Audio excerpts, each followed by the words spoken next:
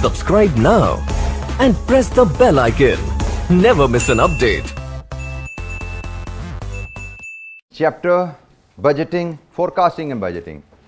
Any student who can differentiate between forecasting and budgeting. Forecasting क्या है और budgeting क्या है, कोई बता सकता है फ़र्क इन दोनों में? What is forecast and what is budget? Forecast के बारे में बताइए, budget के बारे में कोई एक चले, किसी एक टर्म के बारे में कोई बता सकता हो? Any volunteer? किसी एक टर्म के बारे में कोई बता सके? फोरकास्टिंग एस्टिमेट होता है। Estimate about? Forecasting is? कोई और स्टूडेंट? ठीक है, कुछ ना कुछ सही डायरेक्शन में जा रहे हैं। कोई और स्टूडेंट? फोरकास्ट या बजट? फोरकास्ट प्रीवियस डाटा की बेस के ऊपर फ्यूचर के अपने डिसीजंस को सेट करना। पहला पार्ट आपने ठीक बोला, फोरकास्टिंग है पास्ट डाटा को एनालाइज करके फ्यूचर्स के बारे में एस्टिमेट बनाना। तो इस आपके एक साथी ने बोला था एस्टिमेट करना, सिर्फ एस्टिमेट नहीं, पास्ट डाटा को एनालाइज करके फ्यूचर के बारे में एस्टिमेट डेवलप करना। This is forecast. For example, आपने पिछले साल की सेल, मंथली सेल्स रिव्यू की और पिछले साल की मंथली सेल रिव्यू करके आपने अगले साल की सेल के बारे में अंदाज़ा लगाया कि पास्ट बिहेवियर के हिसाब से अगले साल जनवरी, फरवरी, मार्च, अप्रैल ऑनवर्ड हमारी सेल्स अंदाजन क्या होगी on the basis of past behaviour. जैसे आपने पास्ट का ग्राफ, अगर मैं वैसे हाइपोथेटिकली बना रहा हूं, आपने पास्ट का ग्राफ देखा, कुछ ऐसे पास्ट का ग्राफ था, यह आपका पिछला एक साल से जनवरी से दिसंबर तक का ग्राफ था। तो इस ग्राफ को देख के अगले साल का अंदाज़ा लगाना कि भाई इसके हिसाब से तो अगले साल हमारी सेल्स कुछ ऐसे चलती जाएंगी। ये आपका फ्यूचर आ गया कि पास्ट का बिहेवियर देखा और उस बिहेवियर की बेस पे आपने डिफरेंट फैक्टर कंसिडर करते हुए अंदाज़ा लगाया। This is forecast. And what is budget? Budget क्या होता है फिर? What is budget? Budget past का होता है, फ्यूचर का होता है? बजट भी फ्यूचर का होता है, फोरकास्ट भी फ्यूचर के बारे में है, बजट भी फ्यूचर की होती है। But what is budget then? For how is it different from the forecast? Budget को अगर मैं एक सिंपल वर्ड कहूं तो budget is future targets. Future targets. Forecasting is not target, ये अंदाजा है कि अगले साल हमारी सेल्स पिछले साल के हिसाब से कहां पर जाएंगी। फॉर एग्जाम्पल, मैं अगर बात करूं कि जी हमने पिछले साल जनवरी में सेल्स की 10 मिलियन की, हमने अंदाज़ा लगाया इसके हिसाब से अगले साल जनवरी में हमारी सेल्स बननी है से 12 मिलियन की, ये अंदाज़ा है। But we may set our target at a higher level. We may set कर, नहीं फोरकास्ट तो 12 की आ रही है लेकिन हम अपनी टारगेट 14 मिलियन पे सेट करना चाहते हैं। फोरकास्ट अंदाज़ा है पास्ट बिहेवियर के हिसाब से, पास्ट बिहेवियर के मुताबिक हम फ्यूचर में कहाँ जाएंगे, और बजट टारगेट है कि हम जाना कहाँ पे चाहते हैं। ये मैंने सिर्फ सेल्स के रेफरेंस से बात की, बट बजट या टारगेट आपका सिर्फ सेल्स का सेट नहीं किया जाता, जैसे आपके साथी ने डिफरेंट टर्म यूज़ की। रेवेन्यू का सिर्फ टारगेट नहीं सेट किया जाता, कॉस्ट का टारगेट भी सेट किया जाता है कि अगले साल हमारा रेवेन्यू हमें कितना अर्न करना है, उस रेवेन्यू के लिए हमें कितनी कॉस्ट इनकर करनी चाहिए, एज अ रिजल्ट हमारा अगले साल प्रॉफिट क्या होना चाहिए। These are all set as targets. तो बजट इज योर टारगेट। इसको एक और अंदाज में भी डिफाइन किया जाता है। बजट्स आर टारगेट्स, या फ्यूचर प्लान्स भी इसको कह लें। फ्यूचर प्लान्स, प्लान भी आपके जो हम हासिल करना चाहते हैं वो भी टारगेट ही बन जाते हैं आपके। Relating to a fixed future period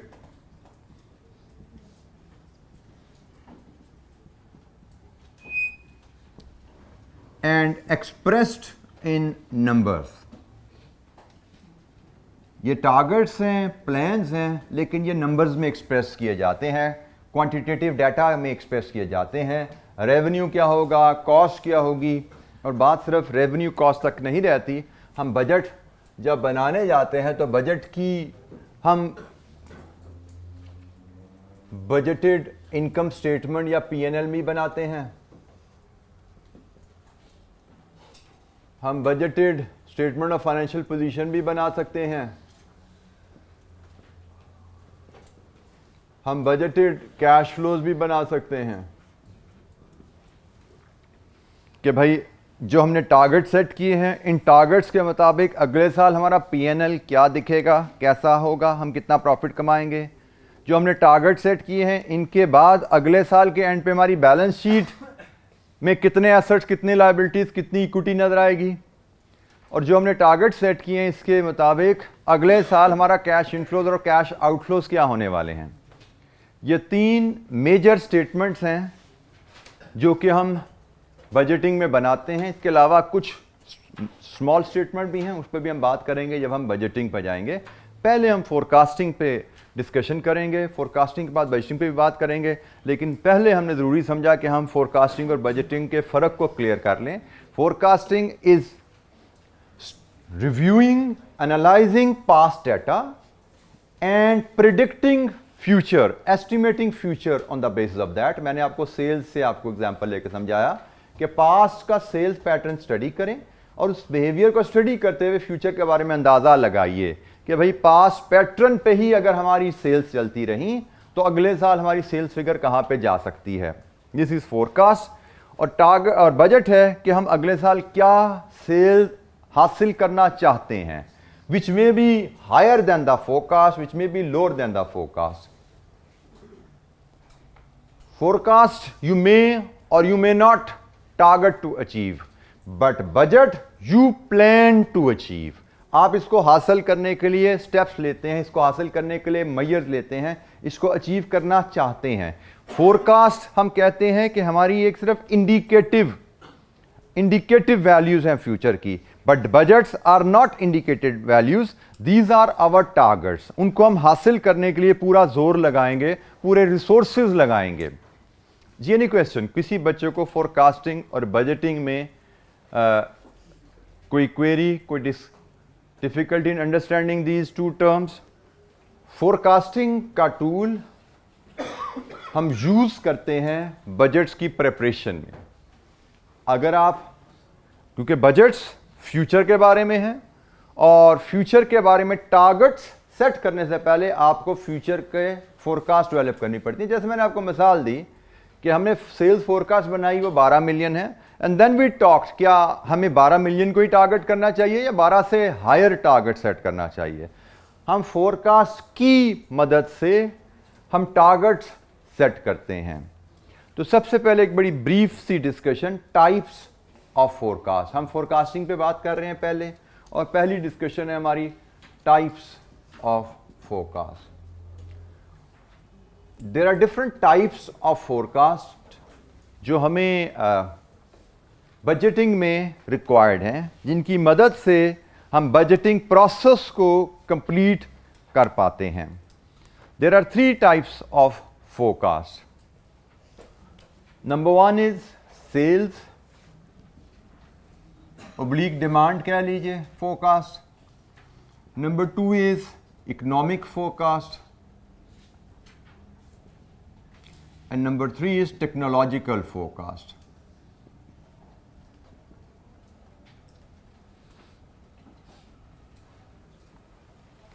there are 3 types of forecast जो कि हमें बजट बनाते हुए जिनकी जरूरत पड़ती है।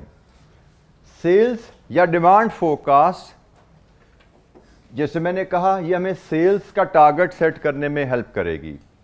और सेल्स का जब टारगेट सेट होता है तो उसके हिसाब से आपको पता आपकी प्रोडक्शन प्लानिंग होती है, आपकी प्रोक्योरमेंट प्लानिंग होती है, आपकी रिक्रूटमेंट प्लानिंग होती है। आगे बजटिंग में चल के इस पर हम डिटेल में बात करेंगे, लेकिन सेल्स की फोरकास्ट आपके पास होगी तो ही आप सेल्स का टारगेट सेट कर पाएंगे। सेल्स का टारगेट सेट करेंगे तो उससे प्रोडक्शन की रिक्वायरमेंट निकलेगी अगले साल की। प्रोडक्शन रिक्वायरमेंट आपके पास आएगी तो रॉ मटेरियल की प्रोक्योरमेंट आपका प्लान बन पाएगा, और प्रोडक्शन रिक्वायरमेंट होगी तो ही शायद आपको अंदाज़ा होगा कि आपको कितनी लेबर चाहिए होगी अगले साल। सो सेल्स और डिमांड फोरकास्ट, पास्ट को स्टडी करके फ्यूचर की सेल्स प्रिडिक्ट करना, दिस इज इंपॉर्टेंट अगर आप बजट बनाने जा रहे हैं। इकोनॉमिक फोरकास्ट होते हैं estimates about inflation, taxation, duties etcetera, इस तरह के इंडिकेटर्स के बारे में अंदाज़ा लगाना कि अगले साल हमारी कंट्री में इन्फ्लेशन क्या होगी, अंदाज़ा लगाना पड़ेगा।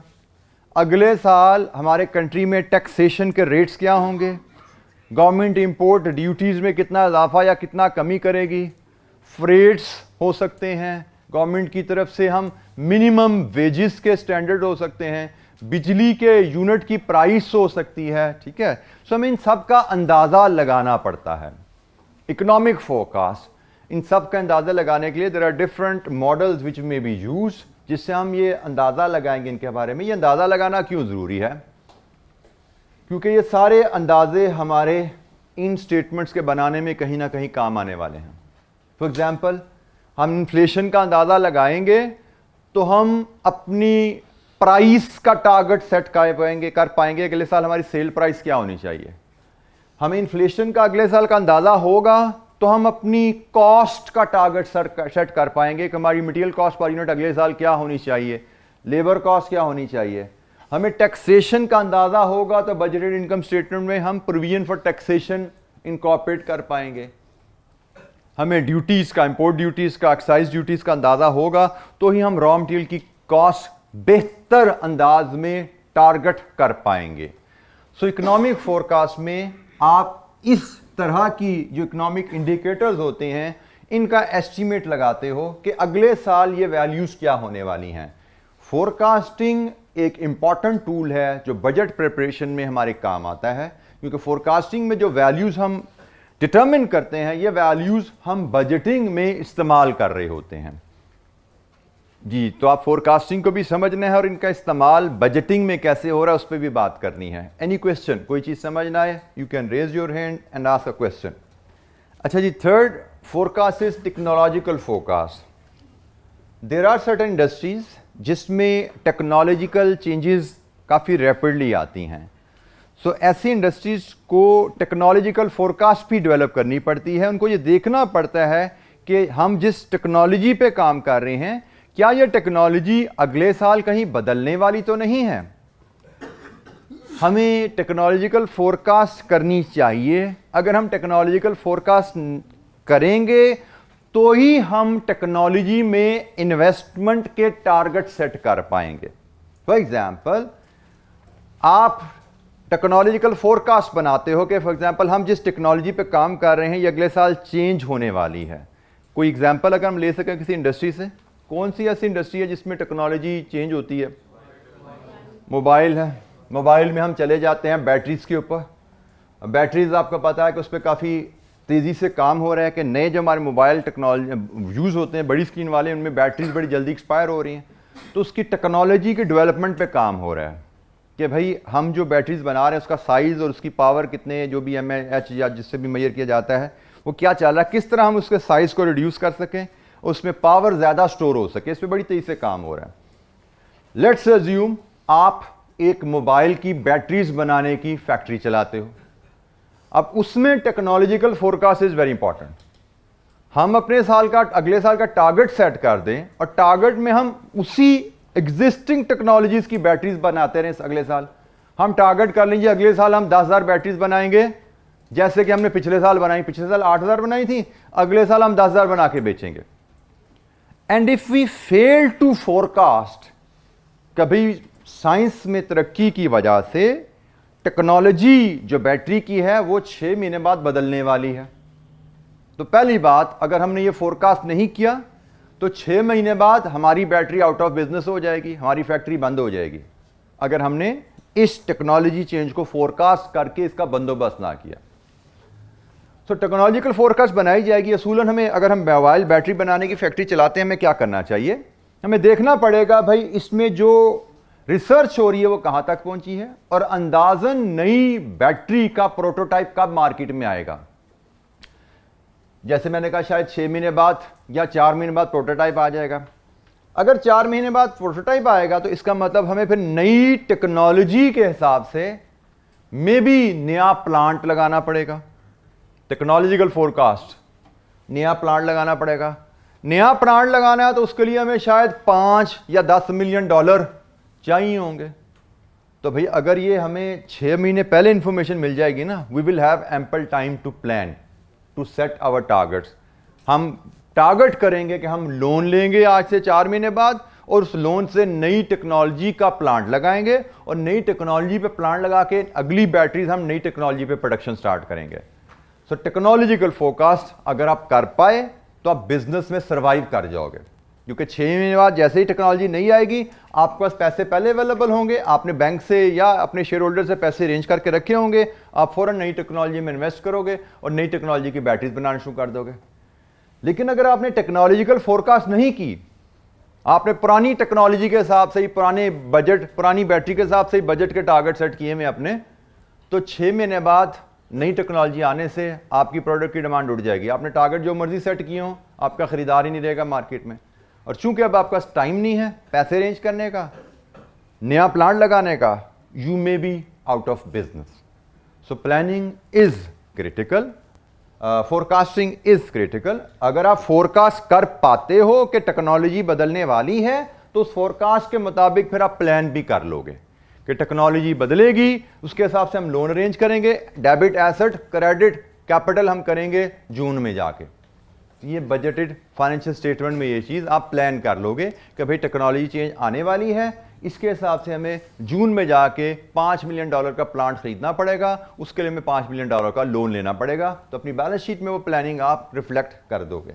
तो टाइप्स ऑफ फोरकास्ट, ये 3 तरह की मेजर टाइप्स ऑफ फोरकास्ट हैं जो कि हम करेंगे, और फिर ये फोरकास्ट, जितनी भी फोरकास्टिंग है सारी फिर बजटिंग में हमारे हेल्प करती है।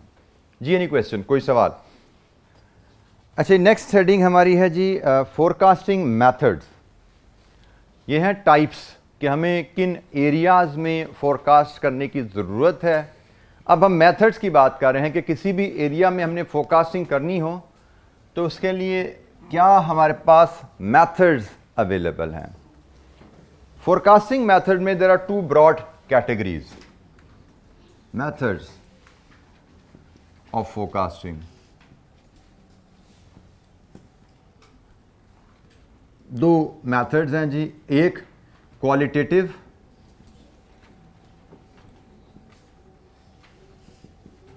और दूसरा है जी क्वांटिटेटिव।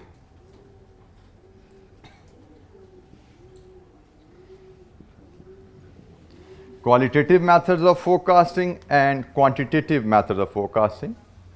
जैसे कि नाम से ही जाहिर है, क्वालिटेटिव मतलब जिसमें कोई नंबर्स इन्वॉल्व नहीं है, ऐसे methods of forecasting in which we don't use any numerical data। और quantitative methods में हम numerical data को use करके forecasting करते हैं। Methods of forecasting, qualitative and quantitative। Qualitative चूँकि numbers नहीं हैं, human judgment based हैं, जिनको हम subjective कहते हैं, इंसानी राय पे based हैं, and normally they are used in short term। कोई शॉर्ट टर्म जो फोरकास्ट हैं, अगले 2 महीने, 4 महीने, 6 महीने का बिहेवियर हम स्टडी करना चाहते हैं, उसमें यूज़ होंगे। और जजमेंटल हैं ये, इसमें ह्यूमन जजमेंट शामिल होती है। क्वांटिटेटिव जैसे हमने कहा मैथमेटिकल मॉडल्स हैं, इस पर हम बाद में के बात करते हैं। पहले हम क्वालिटेटिव मॉडल्स पे बात कर लें। क्वालिटेटिव मॉडल, अब ये जो हम छोटी छोटी सी टर्म्स हैं, एक दो लाइनों की बात कर रहे हैं, या पास पेपर में टू माई मेमोरी ये टेस्ट नहीं हुए हुए, बट जैसे आप लोगों ने देखा कि आ सकता है। सो यहाँ पे मैं फिर बार बार जो मैं तवज्जो दिलाता हूँ, यहाँ पे आपको फिर तवज्जो दिला दूँ कि अगर आपने रीडिंग नहीं की और रिवीजन नहीं की, सिर्फ प्रैक्टिस ही करते रहे हो, तो forecasting is not in your knowledge. Forecasting आपको फिर नहीं आती, क्योंकि पास पेपर प्रैक्टिस में तो फोरकास्टिंग आपको मिलनी ही नहीं है। तो इसलिए मैं बार बार एम्फसाइज कर रहा हूँ कि comprehensive coverage of syllabus can only be ensured if you read and revise from the text book और नोट्स। वहीं से आपको कंप्रीहेंसिव कवरेज इंश्योर होती है। और कंप्रीहेंसिव कवरेज ऑफ सिलेबस के बगैर आप एग्ज़ाम में अच्छी परफॉर्मेंस एक्सपेक्ट नहीं करते।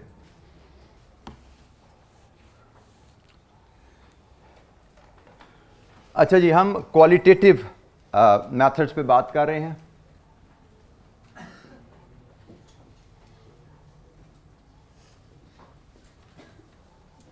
क्वालिटेटिव मेथड में सबसे पहले जी हमारे पास मार्केट रिसर्च।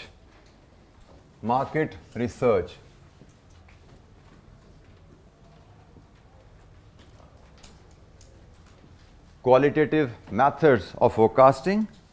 अब मार्केट रिसर्च कर लीजिए। Market research through questionnaire, through interviews की जाती है।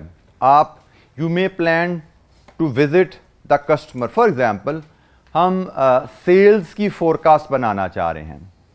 सेल्स की फोरकास्ट क्वालिटेटिव मेथड से करना चाह रहे हैं। हम जानना चाह रहे हैं अगले साल हमारी सेल्स क्या होगी, और हमने फैसला किया हम मार्केट रिसर्च करते हैं इसके लिए।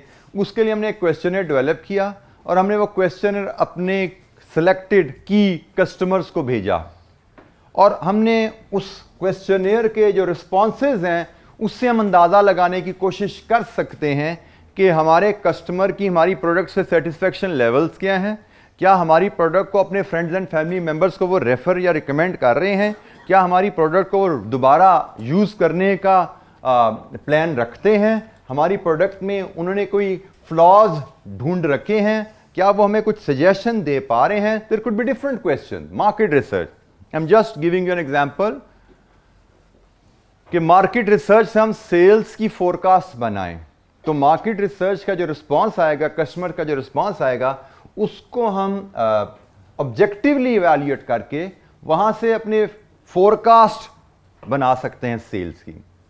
मार्केट रिसर्च सिर्फ सेल्स फोरकास्ट में ही इस्तेमाल नहीं होगा, ये डिफरेंट एरियाज में फोरकास्टिंग के लिए इस्तेमाल हो सकता है।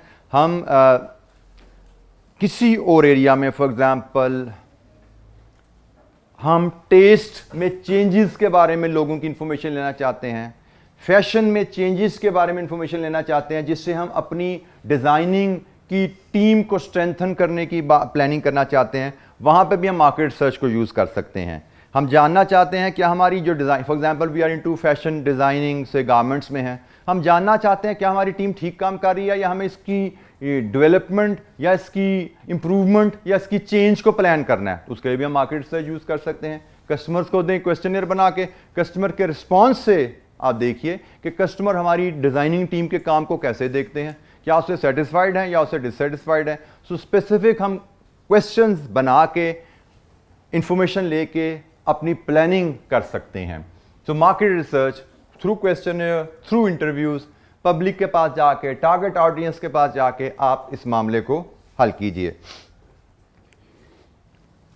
दूसरा है जी jury of executive opinion. Jury of executive opinion, यह हम क्वालिटेटिव मेथड की बात कर रहे हैं।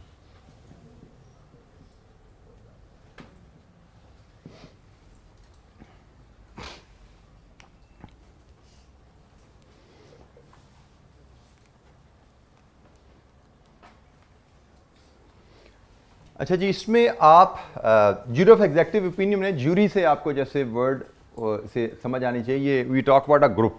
हमारे तो यहाँ पे अदालत में ज्यूरी का सिस्टम नहीं है, लेकिन इंटरनेशनली जो अदालत से अमेरिका में वहाँ पे अदालतें भी ज्यूरी पे चलती हैं कि एक ग्रुप ऑफ जजेस होते हैं जो कि एक फ़ैसले के बारे में वोटिंग करते हैं और फिर उसमें मुताबिक यहाँ पे फैसला किया जाता है। हमारे भी खैर बड़े जो फैसले होते हैं उनमें बेंचेस बन जाते हैं, जैसे सुप्रीम कोर्ट का बेंच बन गया तो वो ज्यूरी होती है कि 5 लोगों का बेंच बन गया, it is like a jury. ये 5 लोग फिर आपस में बैठते हैं, किसी चीज़ को डिस्कस करते हैं, उसके बारे में फैसला करते हैं। तो यहाँ पे हम जो बात कर रहे हैं, यहाँ पे भी हम एक्सपर्ट्स के ग्रुप की बात कर रहे हैं कि आपने किसी भी एरिया के बारे में फोरकास्ट करनी है। फॉर एग्जाम्पल, टेक्नोलॉजिकल फोरकास्ट हमने करनी है, हमने टेक्नोलॉजिकल फोरकास्ट करनी है, तो इसका एक तरीकाकार क्या हो सकता है कि हम जो एक्सपर्ट्स हैं टेक्नोलॉजी के, उनका एक ग्रुप बनाएं और उनसे कहें कि आप हमारी मदद करें ये जानने में कि अगले साल टेक्नोलॉजिकल चेंज आने वाली है हमारे बिजनेस में या नहीं। तो शायद वो ग्रुप इकट्ठे बैठेंगे, डिस्कस करेंगे, रिसर्च स्टडी करेंगे, डिफरेंट एरियाज में क्या क्या रिसर्चेज हो रही हैं उसको सामने लेके आएंगे और शायद उसके ऊपर अपनी ओपिनियन फॉर्म करके देंगे कि अभी हमने जो रिसर्च दुनिया में हो रही है उसको स्टडी किया है, जो ऑर्गेनाइजेशन इस प्रोसेस में इन्वॉल्व है उसको स्टडी किया है, उसके बाद हमारी राय ए है या बी है कि अगले साल में टेक्नोलॉजिकल चेंज आने वाली है या नहीं आने वाली। This could be one idea jury for executive decision कि हमने एक्सपर्ट लोगों का ग्रुप बनाया, उनके हवाले एक टास्क किया कि भाई आप हमें टेक्नोलॉजिकल फोरकास्ट में हेल्प कीजिए। हम इसको इस तरह भी यूज कर सकते हैं कि ये ग्रुप हम बनाएं इकोनॉमिस्ट का, हम इकोनॉमिस्ट का ग्रुप बनाएं और उनसे कहें कि आप हमें हेल्प करें इकोनॉमिक फोरकास्ट में। किसी भी टाइप ऑफ फोरकास्ट के लिए इनमें से कोई भी मेथड यूज किया जा सकता है, ठीक है।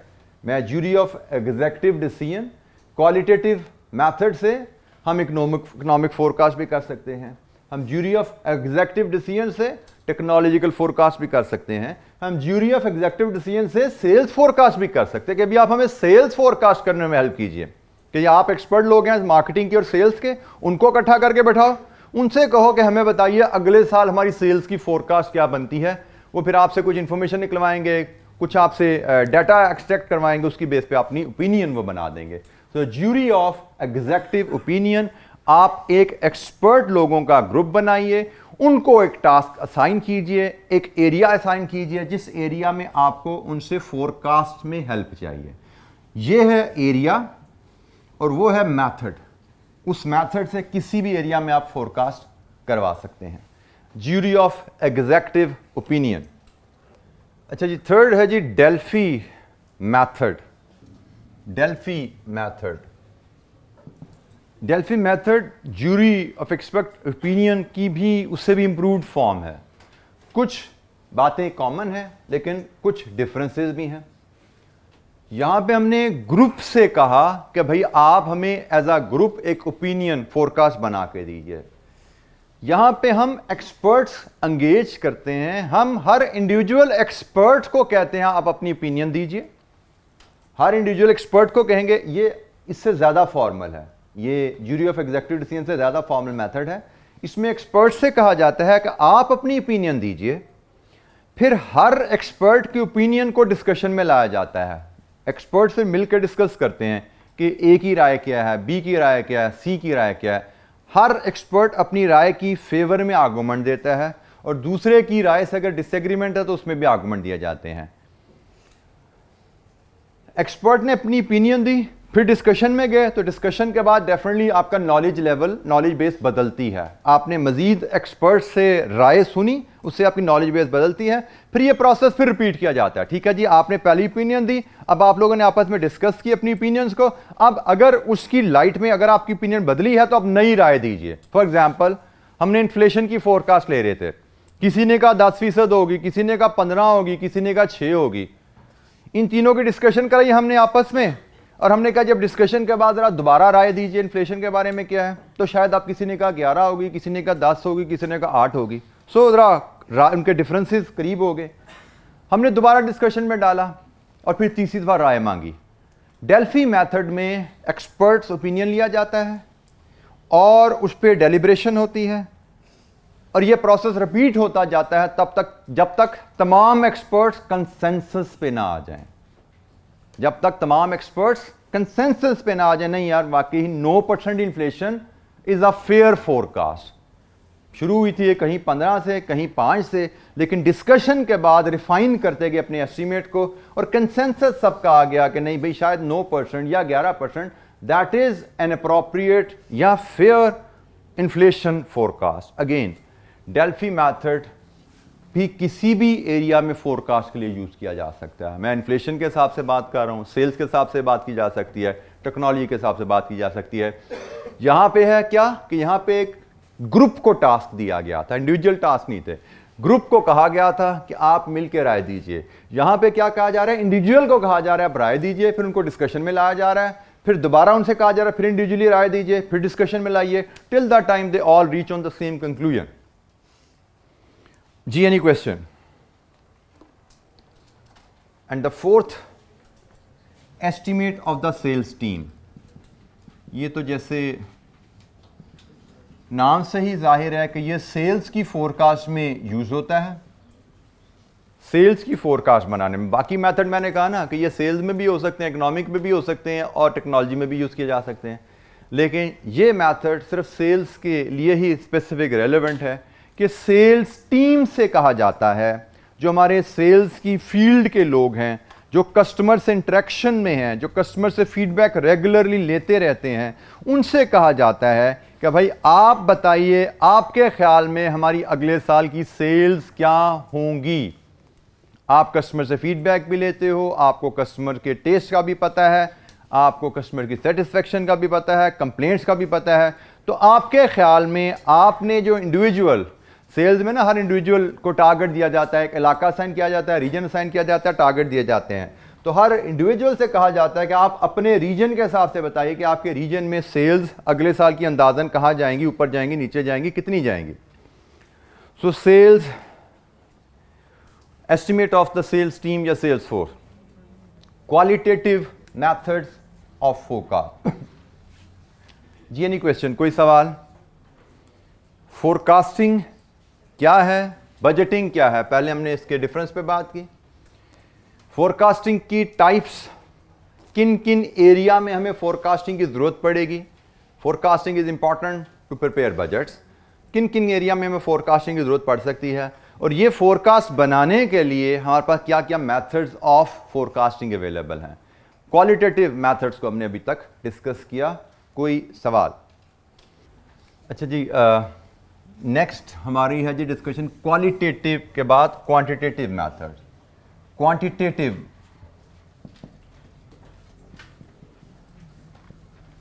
फोरकास्टिंग के क्वांटिटेटिव मॉडल्स क्या क्या हमारे पास अवेलेबल हैं।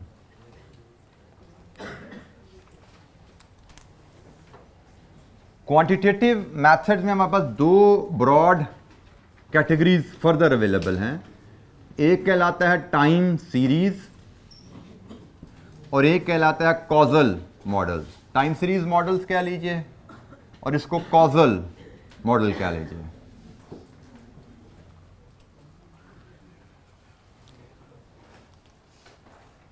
Time series model and causal model. Time series क्या होती है जी, कोई बताएगा? What is time series? कहीं ना कहीं शायद पढ़ा होगा आपने ये वर्ड, पढ़ा हुआ ये वर्ड टाइम सीरीज का कहीं क्यूएम में, शायद है क्यूएम में कि नहीं है? बिल्कुल है। तो क्या होता है टाइम सीरीज? अब क्यूएम में ना आपने छोटे छोटे टूल्स पढ़े होते हैं, वहां पे आपको बड़ा रेयर होता है कि उन टूल्स की एप्लीकेशन एज एन अकाउंटेंट आपने कहां पे जाके करनी है और कैसे करनी है। बेसिक टूल्स आपको सिखा दिए जाते हैं और उन टूल्स की एप्लीकेशन आपकी डिफरेंट सब्जेक्ट्स में आगे जाके आ रही होती है। जैसे क्यूएम में आपकी काफ़ी ज़्यादा एप्लीकेशन आनी है इन टूल्स की। उन जो आपने वहाँ पे डेफिनेशंस, जो टर्म्स पढ़ी हैं, जो कैलकुलेशन वहाँ पे सीखी हैं, उनकी प्रैक्टिकली हम किन सिचुएशन में उन टूल्स को यूज़ करते हैं, काफ़ी ज़्यादा हमने ये कैफ 8 में हमने सीखना है। तो टाइम सीरीज होती क्या है, टाइम सीरीज से फोरकास्टिंग कैसे है, वो बात की बात है। पहले what is time series?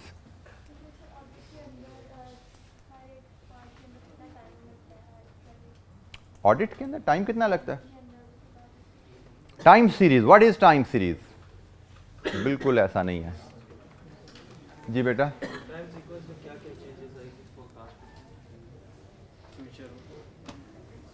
Time series क्या है? Any volunteer, what is a time series? Time series की हम सिर्फ अभी डेफिनेशन पे बात कर रहे हैं। टाइम सीरीज क्या है? One sentence for defining what the definition of time series. Time series is recording of any variable over time, over time period. किसी भी वेरिएबल का आप टाइम पीरियड पे रिकॉर्ड रख लो, उस डाटा को हम टाइम पीरियड कहेंगे। फॉर एग्जांपल, हम ईयर वाइज सेल्स इन यूनिट्स का डाटा अगर लाएं, फॉर एग्जांपल हमारे पास 2015, 16, 17, 18 सेल्स हैं जी 10,000 units, 11,000 units, 9,800 units, 11,600 units. This is a time series. ये भी टाइम सीरीज है। टाइम सीरीज से मुराद क्या है? टाइम के साथ डाटा की वैल्यूज का रिकॉर्ड। अ टाइम सीरीज। आप सेल्स के अलावा आप यहां पे प्रोडक्शन का रिकॉर्ड भी रख सकते हो कि हमारी प्रोडक्शन क्या हुई थी 2015 में जी।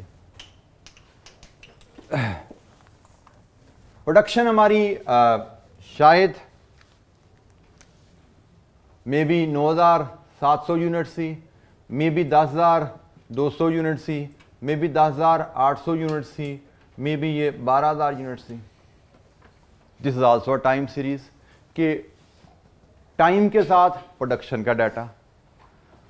हम एनुअल सैलरीज का रिकॉर्ड रख लें कि जी पिछले 4 साल में हमारी एनुअल सैलरीज कितनी थी, वो भी टाइम सीरीज है। So any data recorded over time, that is called time series कि over the year, over the month, weekly, daily, कोई भी टाइम का इंटरवल हो, वो डेली है, वीकली है, मंथली है, एनुअल है, बाय एनुअल है या ओवर डेकेड है, वक्त के साथ डाटा का record, this is time series. Time series model क्या है, हम बात करते हैं अब time series model. Time series model है कि भाई पास्ट के टाइम सीरीज को यूज करके फ्यूचर की forecast banana, this is time series model. Past की टाइम सीरीज को यूज करके future forecast banana, this is called time series model. Causal model पे हम बात बाद में करते हैं, पहले हम टाइम सीरीज मॉडल को डिस्कस कर लें। अब ये क्वांटिटेटिव टूल है, आप देख रहे हैं यहाँ पर नंबर्स आ रहे हैं। ये पीछे जितने अब हमने क्वालिटेटिव डिस्कस किया, देयर वर नो नंबर्स नहीं थे वहां पे, जजमेंट थी, ह्यूमन ओपिनियंस थी, डिस्कशंस थी। अब यहां पे डिस्कशन नहीं है, यहां पे नंबर्स गिवन है और नंबर्स के साथ मैथमेटिकली कैसे आपने प्ले करना है फोरकास्ट बनाने में।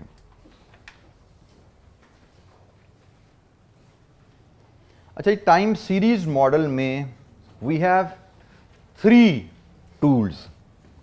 टाइम सीरीज में हमारे पास 3 टूल्स हैं जी।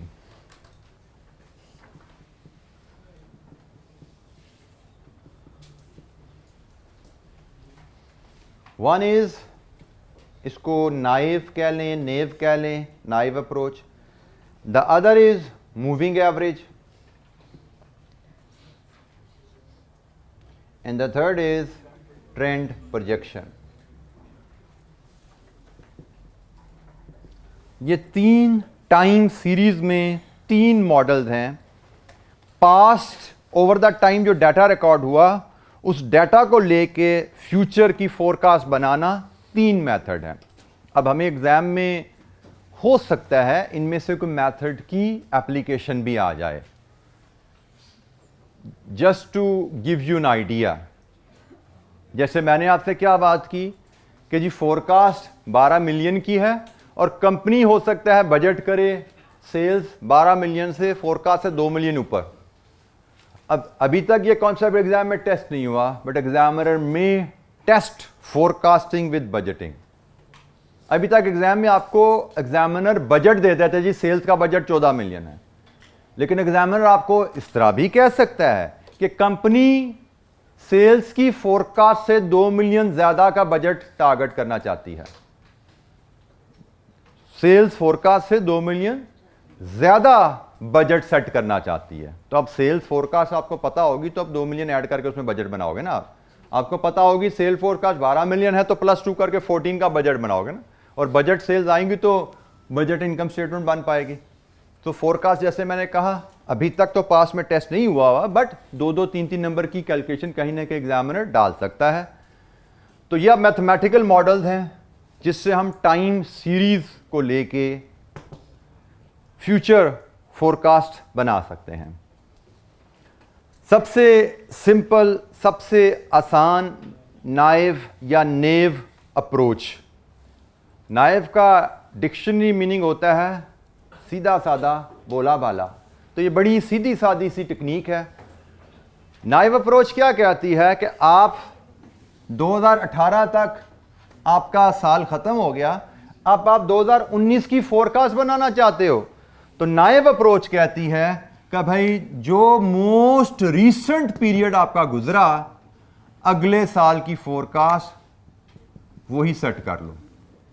नाइव अप्रोच कहती है कि जो मोस्ट रीसेंट पीरियड आपका गुजरा है उस पीरियड में आपने जो वैल्यू हासिल की है वही वैल्यू आपकी अगले पीरियड की फोरकास्ट है।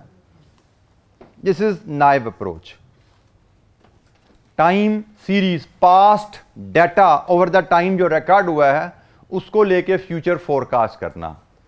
Naive approach, most recent data को लेके आप मोस्ट रीसेंट पीरियड की वैल्यू को अगले कमिंग पीरियड की फोरकास्ट अज्यूम कर लो। This is most simple method. Next tool is moving average. Moving average आपने सुना हुआ जिसके बारे में, कभी इस्तेमाल की भी है ये? मूविंग एवरेज कहीं ना कहीं पढ़ा ही होगा। किस सब्जेक्ट में पढ़ी हुई है? क्यूएम में पढ़ी हुई है। मूविंग एवरेज फोरकास्टिंग का एक टूल है और नॉर्मली ये इस्तेमाल की जाती है ऐसे सिनेरियो में जहां पे डाटा में आपको फ्लक्चुएशन नजर आ रही हो। जब डाटा में फ्लक्चुएशन बहुत ज्यादा हो तो उस डाटा को, फ्लक्चुएशन को जरा थोड़ा सा कम करने के लिए, क्योंकि फिर आपके पास ना फोरकास्ट करना मुश्किल हो जाता है। कभी सेल्स इधर जा रही हैं, कभी इधर जा रही हैं, कभी यहां पे हैं, कभी इधर हैं, कभी ऊपर हैं। तो फोरकास्टिंग कि अगले पीरियड में सेल्स क्या होने वाली है, अंदाजन इंडिकेटिव सेल्स की फिगर क्या होने वाली है, मुश्किल हो जाता है।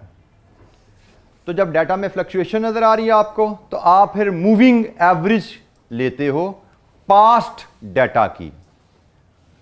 लेट्स अज्यूम मैं आपसे quarterly, quarter 1, quarter 2, quarter 3 and quarter 4, ये आपसे हम लेट्स अज्यूम करते हैं ये लास्ट ईयर का डाटा है। ये लास्ट ईयर सेल्स हैं और सेल्स हमें गिवन है जी 5000 यूनिट्स, 7000 यूनिट्स, 4000 यूनिट्स और से 7200 यूनिट्स। ये हमें लास्ट क्वार्टर, लास्ट ईयर के 4 क्वार्टर की सेल्स गिवन है। मूविंग एवरेज कहता है there are different, by the way there are different ways to apply this moving average method. हम एक ही मेथड से यहाँ पे मूविंग एवरेज कैलकुलेट करना सीख रहे हैं क्योंकि हमारे सिलेबस में इसकी बहुत ज़्यादा डेप्थ नहीं है। जस्ट इंट्रोडक्शन की हद तक इससे हमारा तारुफ हमारा होना है, डिटेल में हमने इस पर नहीं जाना। मूविंग एवरेज का एक तरीका कार क्या है कि आपने नेक्स्ट ईयर से quarter 1 of the next year की क्वार्टर 1 की फोरकास्ट अगर बनानी है तो मूविंग एवरेज मेथड कहता है कि आप लास्ट 4 क्वार्टर्स की एवरेज लो, वो अगले साल की फोरकास्ट आपकी बन सकती है। फोरकास्ट तो इन 4 वैल्यूज की एवरेज क्या है? 50, 300, 5800 मूविंग एवरेज। अब चूंकि ये क्वार्टरली डाटा है, मूविंग एवरेज में जो अहम चीज होती है आपने कितनी वैल्यूज की एवरेज लेनी है। तो नॉर्मली हम एवरेज कितनी वैल्यूज की लेनी है ये सिलेक्ट करते हुए हम नंबर्स का ख्याल रखते हैं कि हमने 4 वैल्यूज की एवरेज लेनी है या 6 वैल्यूज की एवरेज लेनी है। तो इस केस में हमने 4 क्वार्टर्स इसलिए सिलेक्ट किए कि 4 क्वार्टर्स में जितनी भी वेरिएशन ऊंच नीच आनी होती है सारी कवर हो जाती है, क्योंकि 4 क्वार्टर का मतलब पूरा साल। तो हमने जो 4 क्वार्टर का डाटा उठाया है वो बेसिकली पूरे साल का डाटा है, और जब हम पूरे साल का डाटा लेते हैं तो डाटा में जितनी ऊंच नीच आनी थी वो सारी इसमें कवर हो रही है। तो ये हमने 4 वैल्यूज की एवरेज ली, ये अगले क्वार्टर की हमारे पास फोरकास्ट आ गई। फॉर एग्जाम्पल हमारे वीक में 6 डेज हैं और हमसे डेली सेल फोरकास्ट बनाई जाए मूविंग एवरेज मेथड से। वीक में 6 वर्किंग डेज है और हमने डेली सेल्स फोरकास्ट बनानी है, तो उस केस में हमें कितनी वैल्यूज की एवरेज लेनी चाहिए? 6 वैल्यूज की, क्योंकि वीक में मैक्सिमम 6 दिन है, Monday, Tuesday, Wednesday, Thursday, Friday and Saturday. और हमसे कहा जाए जी आप नेक्स्ट मंडे की फोरकास्ट बनाओ मूविंग एवरेज मेथड से, तो इसमें अहम चीज होती है कितनी वैल्यूज की एवरेज लेनी है। यहां पे मैं क्वार्टरली डाटा दिया गया था, ये तो मैंने लिया ही 4 क्वार्टर का डाटा था, हो सकता है ये 10 क्वार्टर का डाटा होता पीछे। तो हमने कितने क्वार्टर्स की एवरेज लेनी है? 4, क्योंकि 4 क्वार्टर टिपिकली पूरा साल कवर कर जाते हैं। यहां पे भी हो सकता है हमें 20 दिन का डाटा सेल दी गई हो और हमसे कहा जाए जी मंडे की सेल्स बताएं। यहां पे हमने फिर डिसाइड करना है कि हमने कितनी वैल्यूज की एवरेज लेनी है। तो आंसर इज 6। क्योंकि हमारे पास डेज हैं और डेज का एक बिगर सेट कौन सा होता है, वीक। डेज की हमें एवरेज चाहिए, डेज का बिगर सेट वीक है, तो हमने वीक की एवरेज लेके डे को ले लिया। सिमिलरली क्वार्टर है, क्वार्टर ये हमने क्वार्टर का लेना है, तो क्वार्टर का बिगर सेट होता है ईयर। क्वार्टर की फोरकास्ट लेनी है, क्वार्टर का बिगर सेट है ईयर, तो ईयर का हमने डाटा लिया, उसकी एवरेज निकाली। डे की एवरेज लेनी है, डे का बिगर सेट होता है वीक। आपको वीक की फोरकास्ट बनानी हो तो वीक का बिगर सेट मंथ, मंथ की एवरेज बनानी है तो मंथ का बिगर सेट ईयर, ठीक है जी, उसमें भी 12 मंथ की एवरेज लेनी होगी। सो यहां पे आपको सिर्फ ये सिलेक्ट करना होता है कि आपके लिए रेलेवेंट एक्स कितनी वैल्यूज की एवरेज लेनी है। उसके लिए हमने जैसे रूल जो डिसाइड कर रहे हैं कि forecast required for and the data to be used, ये याद रख लीजिएगा। हमें फोरकास्ट रिक्वायर्ड है डेली, तो शायद डाटा हम यूज करेंगे 6 डेज, मतलब वीक का। हमें फोरकास्ट चाहिए मंथली, तो डाटा हम यूज करेंगे शायद 12 मंथ्स का, मतलब ईयर का। हमें फोरकास्ट चाहिए वीकली, तो हम डाटा यूज करेंगे शायद 1 मंथ का, मतलब मे बी 4 वीक्स आएंगे, 4 वीक्स मतलब मंथ। हमें फोरकास्ट चाहिए क्वार्टरली, वो हमने अभी एग्जांपल ली, तो हम यहाँ पे अगेन ईयर डाटा लेंगे, 1 ईयर लेंगे, मतलब 4 क्वार्टर्स आ जाएंगे, बेसिकली 4 क्वार्टर की एवरेज ले लेंगे, इसका मतलब अगेन ईयर। सो ये इसमें जो ख्याल करना होता है कि भाई हमें X, what is our X, तो एक्स 6 डेज हैं, 12 मंथ्स हैं, 4 वीक्स हैं, 4 क्वार्टर हैं। सो मूविंग एवरेज, पिछले एक्स नंबर ऑफ पीरियड्स की एवरेज लो, वो नेक्स्ट पीरियड की आपकी फोरकास्ट। Moving average method. जी एनी क्वेश्चन, कोई सवाल? बेटा फोरकास्ट देखें, अगर आपने बनानी है, आपके साथी का सवाल है पॉलिटिकल इंस्टेबिलिटी आ जाए अगर, जैसे अनफॉर्चुनेटली हमारे कंट्री पाकिस्तान में काफ़ी अक्सर ही ज़्यादा रहती है, कभी कम हो जाती है, कभी ज़्यादा हो जाती है, बट इंस्टेबिलिटी रहती है, तो इन हालात में प्रिडिक्ट करना, yes it is very difficult, it becomes very difficult, क्योंकि हमारे लिए यहाँ पे प्रिडिक्शन गवर्नमेंट पॉलिसीज़ में कंसिस्टेंसी नहीं है, और कंसिस्टेंसी ना होने की वजह से वेरिएबल्स बदलते रहते हैं। इसीलिए पाकिस्तान में कारोबार करना बहुत ज़्यादा रिस्की समझा जाता है, क्योंकि आपके लिए वेरिएबल प्रिडिक्ट करना बहुत मुश्किल है, यहाँ पे टारगेट सेट करना बहुत मुश्किल है, बजटिंग करना मुश्किल है। बट इसका मतलब ये नहीं कि हम बजट करेंगे नहीं, हाँ इसमें हम ये कर सकते हैं कि नॉर्मल अच्छी स्टेबल इकॉनमी में बजट टारगेट सेट किया जाता है अगले मे बी 5 साल का, और फिर उसको फर्दर ब्रेक डाउन किया जाता है सालाना बजट में कि अगले 5 साल में हमारा इदारा कहाँ जाना चाहिए, और सालाना उस टारगेट को हम कैसे अचीव करेंगे 5 साल का सफ़र कंप्लीट करने के लिए।